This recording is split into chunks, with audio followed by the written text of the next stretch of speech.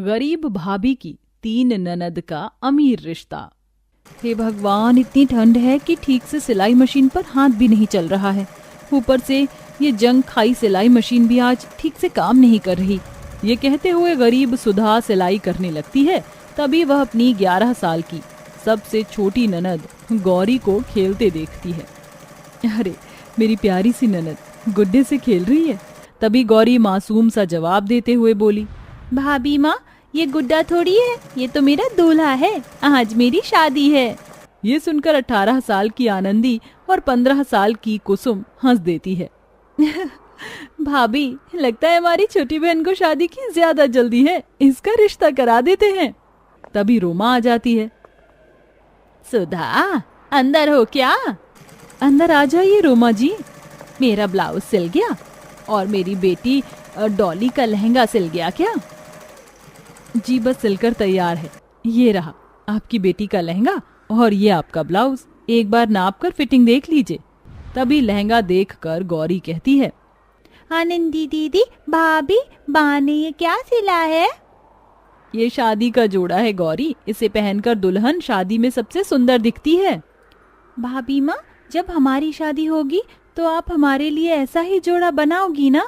अपनी गरीब ननद की इस सपने को सुनकर सुधा की आंखें भर आईं, क्योंकि जिस गरीबी में वह जी रहे थे उसमें बड़ी मुश्किल से गोपी और सुधा दोनों खटकर गुजारा चलाते। शाम को माटी में सना थका हारा गोपी घर लौटा। तब सुधा ने बड़े ही चिंता से भरकर कहा, सुनो जी, अब हमें थोड़े बहुत पैसे जोड़ने होंगे। आनंदी 18 की हो गई है और कुसुम 16 की। गौरी अभी छोटी है, मगर देखते देखते वक्त कैसे बीत जाएगा पता भी नहीं चलेगा, क्योंकि लड़कियों को जवान होते देर नहीं लगती। मैं तुम्हारी चिंता समझता हूँ सुधा, मगर मैं गरीब करूँ भी तो क्या? पढ़ा लिखा हूँ नहीं कि कहीं नौकरी कर सकूँ। थोड़ी बहुत मजदूरी करके 100-200 ही रुपए कमा पाता हूँ, उसमें कुछ भी नहीं बचता।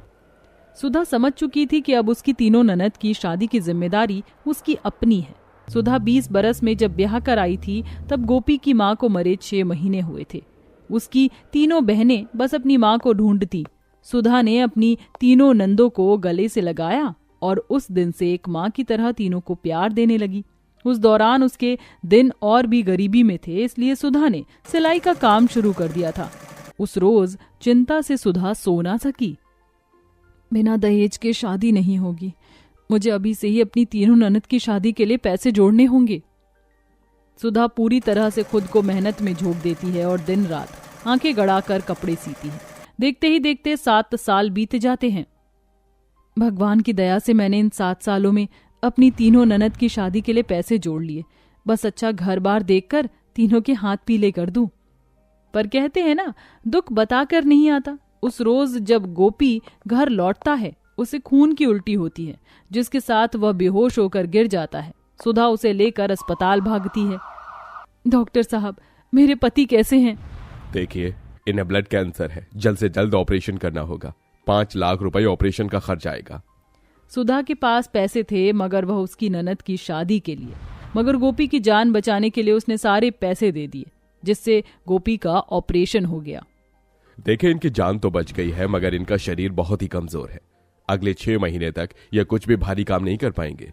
अब घर की पूरी जिम्मेदारी सुधा पर आ जाती है। वह कपड़े सिलती, मगर दिन रात उसे अपनी तीनों ननद की शादी की चिंता सताती है। हे भगवान, बस मेरी गरीब ननद का रिश्ता अच्छे घर में लग जाए। कितने दुख उठाकर मैंने एक एक पैसा जोड़ा था। कहते कहते सुधा की आंखें डबडबा जाती हैं।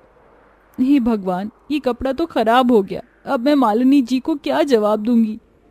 दुख जब आता है तो चारों तरफ से। कपड़ा खराब होने की वजह से अब उससे कपड़े सिलवाने कोई नहीं आता, जिसके बाद मजबूर होकर वह मजदूरी करके और लोगों की जूठन धोकर घर चलाती। तभी एक दिन आंसुओं से सुधा मंदिर में रो रही होती है। हे भगवान, ये गरीब भाभी तेरी आगे झोली बहलाकर भीख मांगती है।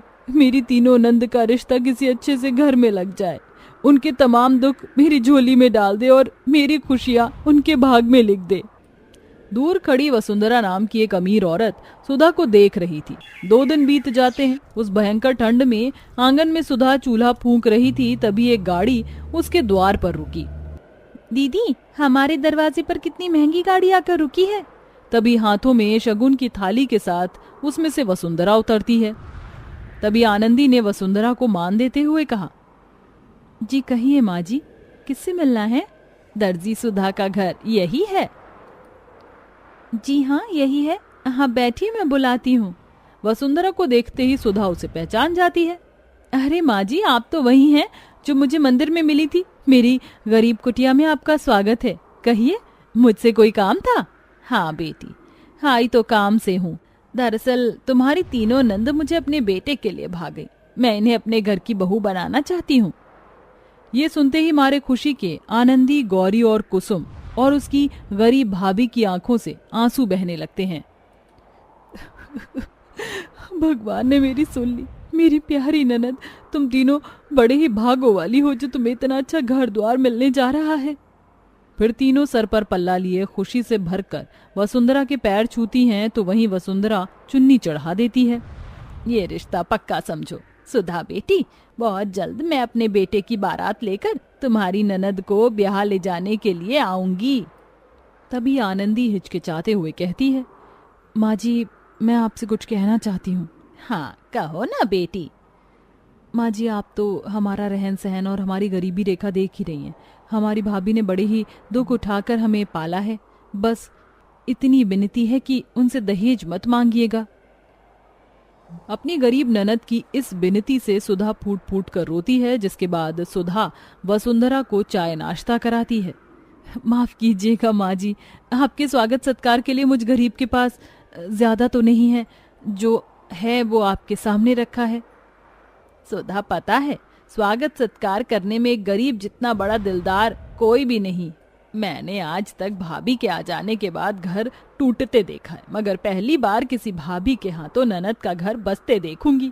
ये सुनकर सुधा का मन भर आता है और देखते ही देखते शादी की शुभ घड़ी पास आने लगती है। अपनी ननद की शादी के लिए दिन रात वह गरीब भाभी भयंकर ठंड भरे मौसम में सड़क पर मलबा ढोती और पैसे जोड़ती। अभी तो शादी में द्वार के सजावट का खर्चा है और टेंट वाले और हलवाई को देने के लिए भी पैसे कम हैं। पैसे कम देखकर सुधा शादी के लिए बड़ा कर्जा उठा लेती है। तभी उसे गौरी की बात याद आती है, जिसके बाद वह शादी के लिए ब्राइडल लहंगा बनाने का कपड़ा, गोटा, मोती सब खरीद कर घर लाती है और रात भर लगाकर उनके लिए आंखें गड़ाकर उस गरीबी में ब्राइडल लहंगा सिलकर तैयार करती है। अगले दिन शादी का आ जाता है। आनंदी, कुसुम, गौरी, ये देखो तुम्हारी भाभी ने तुम तीनों की विदाई के लिए क्या बनाया है, ब्राइडल लहंगा। अपनी भाभी के मन में खुद के लिए इतना स्नेह देखकर तीनों गरीब ननद की आंखें डबडबा जाती हैं। भाभी, आपने हमारी शादी का लहंगा बनाने में सारी रात लगा दी। मेरी प्यारी ननद, ऐसा भाग हर भाभी को नहीं मिलता। बस तुम तीनों खुशी खुशी अपने घर द्वार चली जाओ। तुम्हें अच्छा घर वर मिल रहा है, मैं बहुत खुश हूँ। अब चलो, थोड़ी देर में तुम्हारी बारात आने वाली है। आज तुम्हारी भाभी अपने हाथों से तुम्हारा श्रृंगार करेगी।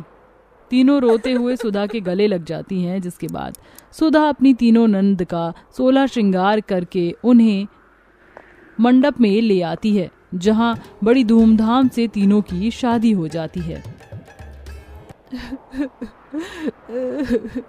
भाभी, अपना ख्याल रखना।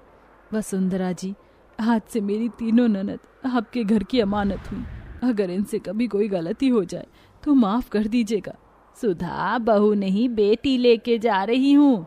और फिर तीनों विदा होकर अपने अपने घर चली जाती हैं, जहां वह अमीर घर की बहू बनकर सुखी से रहती हैं। यही तो सुधा की इच्छा थी।